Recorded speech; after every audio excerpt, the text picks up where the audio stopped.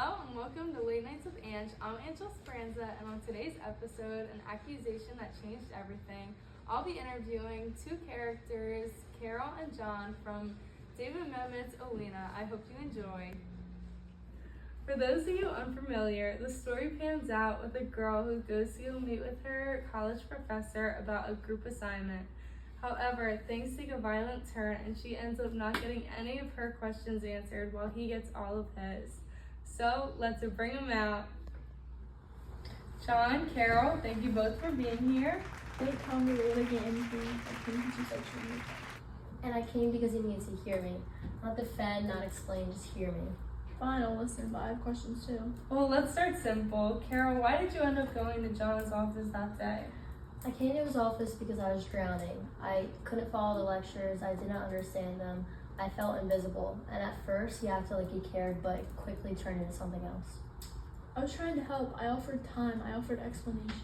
No, you offered monologues.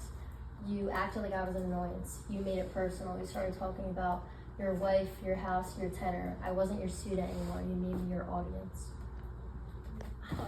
Let's talk about the shift. John, at some point Carol filed a complaint that led to your suspension. What was your reaction? I was shocked. I did not know what I'd supposedly done. 1 minute we're having a tense conversation, the next my career is over. See, you still don't get it. You think because you didn't put your hands on me that it wasn't abuse, but abuse is also about how you make somebody feel. And you use your language to dominate. You use your position to make me feel small. That was never my intent. But it was the impact. Let's pause there. Intent versus impact, a critical distinction between power-based conflicts. Do either of you think this is the case in this communication? Yes, I think Carol misunderstood my intent. No, I think you underestimated my intelligence and overestimated your immunity. Let's zoom out. This play was written well before the #MeToo and the Title IX were household terms. How do you think this story will play about in 2025?